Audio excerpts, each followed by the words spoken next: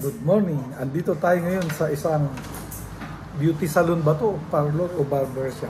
All in one. Beauty salon, parlor, and barbershop. Oops. Nakita yung tanong. Dito kami madalas magpagupit at magpaayos kasi magaling sila rito. Tsaka matagal na sila rito. Kasi kung di ka magaling at hindi ka tatagal dito eh. Yung mga ibang katabi nitong parlor shop, nagsara na. Pero marami pa rin nagbubukas, walang kadala-dala. Kasi halos lahat ng tao dito sa lugar namin, dito sila nagpapaparlor o nagpapagupit at nagpapaayos. Mabait yung may-ari nito. Matagal na namin kapitbahay ko. Kakilala kasi 50 years na kami rito eh.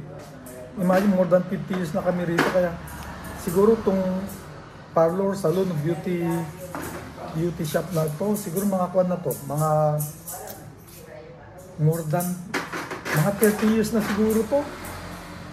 Oo, mga bata pa yung mga anak ko nun, mga elementary pa lang sila nun eh. Dito na sila yung mga needs nila sa beauty at saka sa papagupit, dito sila nagpapaayos. Ngayon nasa Amerika, may apo na nga ako eh. May apo na nga ako sa anak ko, biro mo. Bata pa lang yung anak ko, dito na kami. Mga kapatid ko, ate ko. Oh. Maraming dumadayo rito kasi sanay na sila rito. Yan, kahit nawalang buhok, di pa makakapanchiks pa ako, no sir? Yan. Yan. Malaki tong parlor to. Meron pa sa banda ron.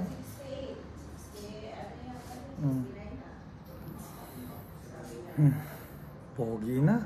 Pwede naman chicks. Hindi. Good boy ako. Sila lang ang hindi good girl.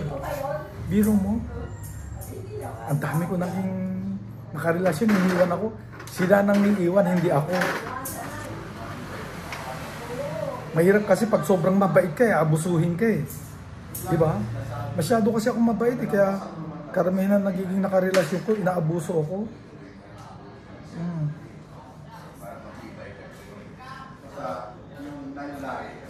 Kaya kayo masyado mabait sa mga girlfriend, asawa o kundi sa sobrang bait mo, lalakas ang loob nilang gumawa ng hindi maganda to the point na maghihiwalay kayo.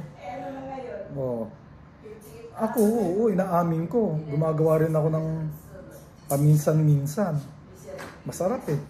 Pag masarap, hindi mong tanggihan. Paminsan-minsan gumagawa din ako, pero hindi to the point na iiwanan mo yung pamilya mo at i-abandon at sasama ka sa hindi gano'n. O tikim-tikim lang. Bayaran mo, tikim-tikim. Para naman di malugi. Para naman hindi siya maargabyado sa paggamit mo sa kanya. Siyempre, aabutan mo. Noon yun, pero may mabait na ako. Good boy na ako.